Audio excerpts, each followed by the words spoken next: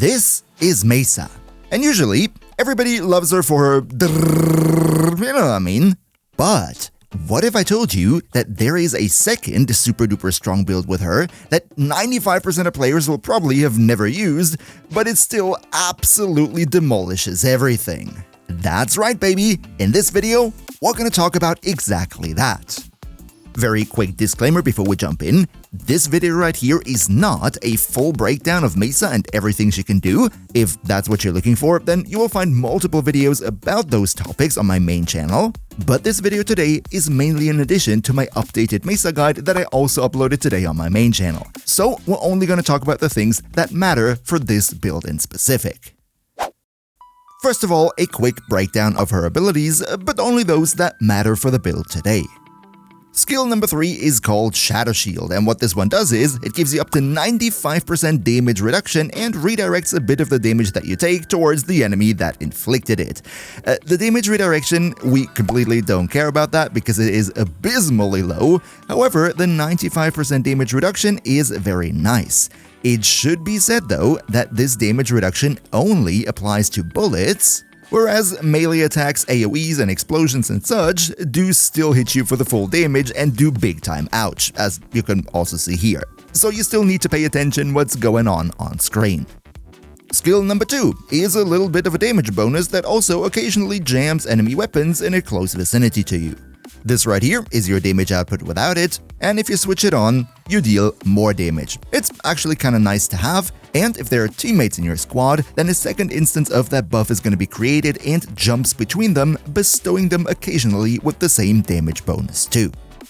Her 4 is of course her signature ability, the Regulators, the one thing that everybody knows and loves her for, but in today's video, we're not going to use it at all. In fact, if we wanted to use a helmet ability with today's build, then we would actually put it over our 4th ability. I know, heresy, right? But don't worry, this will all make much more sense in just a second as we talk about her first ability now, Ballistic Battery. This one is the main focus of today's build. The way this works is actually pretty simple. You activate it, and then first of all, nothing seems to happen. You just see this little 0% in the top right corner of the screen. What this ability does is, it records a portion of the damage that you deal to enemies, and that will then increase this percentage counter. As you see, now we've fully charged it, we've dealt enough damage to get it up to 100%. Once you've charged it, you can press the ability button again, and that will then deactivate the ability in the bottom right corner, but as you also see in the top right, we have now gotten a massive damage buff. That is what the ability does. It buffs your very next shot. Not multiple shots, it's not a duration, just the next single shot is gonna get a massive damage bonus, as you can also see right here. That was pretty significant. Just in comparison, this would have been a normal shot. Now, you might say, that's all nice and dandy, but please, I don't want to have to go through all of that for every single shot. That's super clunky and bad to use. And if that's how you feel about it, then you're actually completely correct, or at least for most weapons in the game. However, there are some with which this synergy becomes incredibly huge. Because remember what we said, it's not the next damage instance that gets buffed, it is the next shot. So if we pick a weapon right here that fires a type of projectile that stays on the field for longer and inflicts multiple instances of damage, then all of these damage instances, this entire projectile for its entire duration, will be bestowed by this crazy Mesa buff. And in this video, we're gonna focus on 2 weapons in specific, those being the Cedo and the Grimoire. Let's take a look at what I mean here. First of all, the Cedo is mainly a fully automatic shotgun. Everybody loves it, it has high precision, deals a lot of damage, and is just overall a great gun. However, it does have a secondary fire that shoots a sort of glaive that bounces around in the room and explodes multiple times, dealing AoE damage. You can shoot this glaive into enemy groups, and as you see right here, it deals a ton of damage instances, just that the damage itself is basically 0. But guess what? We can fix that. If we first activate Ballistic Battery, then stack up the buff right here up to 100%, and then use this one buffed up shot in the form of the Cedo alt fire, then look at what happens. As you can see, ultimate destruction, because all these single damage instances inflicted by the discs, all of them get buffed by Ballistic Battery because they're technically all part of the one buffed up shot. One clever trick here that you could use to charge up the percentage of Ballistic Battery faster is to activate Ballistic Battery right after you've shot the projectile from the weapon, because that means the damage ticks coming from the projectile that is now on the field will already contribute to the damage recording for your next Ballistic Battery cast. But that's of course not all. Let's next take a look at our little book right here, because education is always king, right? Let's see what the Grimoire can do for us. Also here, the basic fire is just a fully automatic energy projectile, nothing special. However, you see there is a bar under our crosshairs, and if that is full, you can unleash a powerful alt fire, which will create a lingering energy projectile which has an AoE around it and deals continuous damage over time effects to enemies in that area. The way you charge this projectile is either by just waiting, as you see right now, it fills up slowly over time, but alternatively you can also hit enemies that then charges it up faster. One thing here though that most players don't know is that these are not the only two methods of charging it. Alternatively, what you could do is just pick up secondary ammo. You pick up ammo, boom, thing is full. You can just spam this alt fire as much as you like. But with that being said, let's also take a look at what this one can do for our Mesa here. We activate Ballistic Battery, we shoot enemies to charge up the 100%, and then we fire our alt fire, now fully buffed up, into the group, and what we have here is, well, it is pretty darn powerful, isn't it? But okay, before we get into the builds themselves, there's just one little piece of the puzzle that we need to take a look at as well, and that would be the augment for her first ability, Ballistic Bullseye. This one here makes it that not only do you get the damage buff from Ballistic Battery, but at the same time, the shot gains a final critical chance bonus. This is very important because not only does the 50% here scale with ability strength, so we can get some crazy high crit buffs here, but at the same time, it's a final crit chance bonus, so it works like Covenant from Harrow or Arcane Avenger. So in other words, it can give crazy amounts of crit even to weapons that don't have crit in the first place. If you want to deal devastating damage with Ballistic Battery, then Ballistic Bullseye is definitely a must-have.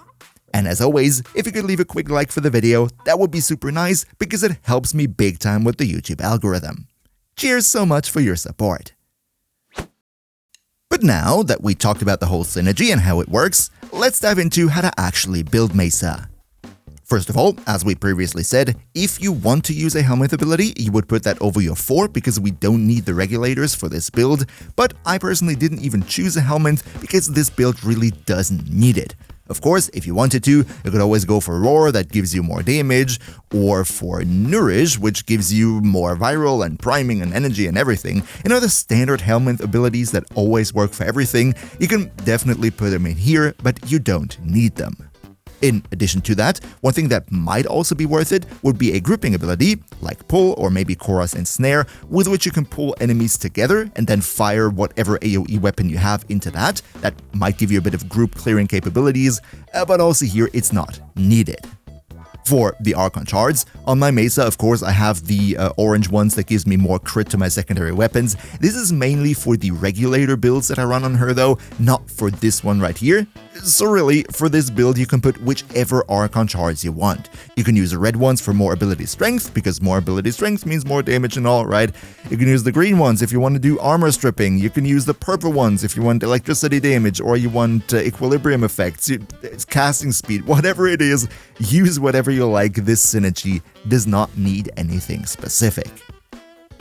This right here then is the Mesa build itself, growing power in the aura for more ability strength, transient fortitude, blind rage, and Umbral Intensify in combination with mold augmented to buff up ability strength even more, which will then give Ballistic Bullseye here, or augment for the one that you should definitely have, 150% final crit chance. This is very good and will give every weapon, regardless of which crit chance it has, at least yellow and orange crits. For the survivability, we go with a lot of shields. We use arcane expertise for this. This is one of the new arcanes that came with last week's update, and it turns your ability strength into a shield bonus, giving us a little bit more shields than we would get with just primed redirection. And then adaptation to give ourselves another layer of damage reduction. In combination with this one right here, you're not going to go down at all. You might maybe even think about dropping adaptation if you think you can stomach the risk. For example, maybe if you wanted to go for a grouping ability, then you could drop this one for something like Overextended. That will give you a lot of range for your grouping tool, so you can pull a lot of enemies together and then hurt all of them at once. I personally don't do this right here, but you can just try it out. For the energy economy, we use Equilibrium, ideally paired with any type of companion that uses Synth Deconstruct, so you get enough health orbs to fuel it. And really, that is the most important thing to mention here. Just go for a lot of strength, because more strength equals more damage. However, this is all of course not just about Mesa herself, but also about the weapons that we use for this build, so let's also take a look at how I built the Cedo and the Grimoire for specifically this interaction. This right here would be my Cedo build. So far nothing special. We have critical deceleration and primed ravage for the crit chance and crit damage, a faction damage mod, corrosive against Grineer, galvanized savvy for more status chance and a little bit more damage on the enemies that you hit directly. It should be said though that this damage bonus only applies on direct hit and not on the AoE that gets created by the explosions. Still pretty nice though. And then we have galvanized hell for more multi-shot. I personally went for Shotgun Elementalist because the Cedo force procs a lot of damage over time effects with its alt fire, and this way they deal more damage. But if you wanted to, you could also slot in Prime Point Blank. For this build it unfortunately doesn't fit, but with this one you would have even more damage. In the arcane slot, I went for Primary Blight. This one gives me more crit damage and multi-shot, which is a good synergy because remember, we get so much crit chance from our Mesa skill. That means more crit damage will definitely benefit us, and given the fact that the Cedo alt fire will automatically force proc the 4 base elements, that means that this one here is pretty easy to stack up. If you wanted to, you could for example also go for Primary Merciless, something like this here that gives you even more base damage, or Primary Deadhead if you wanted to trigger this arcane with a normal fire first. There are definitely multiple options. And then let's now also take a look at the Grimoire. This right here is the build that I'm using on it. With this one, I actually use the new secondary Irradiate because here we have an AoE damage source, and if you combine that, that means this arcane will trigger itself within the AoE, dealing even more splash damage, which is really cool. And just by the way, because this needs the maximum of 10 radiation stacks, what I do in order to stack that up quicker is use Nautilus Prime as my companion, together with the Tazikor, which is modded into radiation and a lot of status chance and fire rate. And then Duplex Bond on my Nautilus, which allows me to get a ton of these clones, which will all radiation prime the enemies around you. Going back to the Grimoire build, this one right here, I lastly used it against Corpus, which is why I have Expel Corpus on this one, and the rest is actually pretty self-explanatory. We have crit chance, crit damage, primed fulmination to further increase the AoE of this projectile, and then you would of course use whichever combined element that you actually need against the enemy faction you're currently facing. Just one interesting pick here. Pistol ammo mutation. You might be wondering, why do you put pistol ammo mutation on a weapon that has infinite ammo? Are you stupid or something? But the reason for this is actually the thing that I previously explained.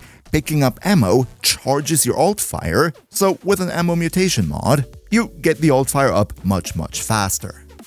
And if you now also want to see a full build on Mesa with her Regulators deleting entire rooms in a split second, then check out the companion video to this one on my main channel right here.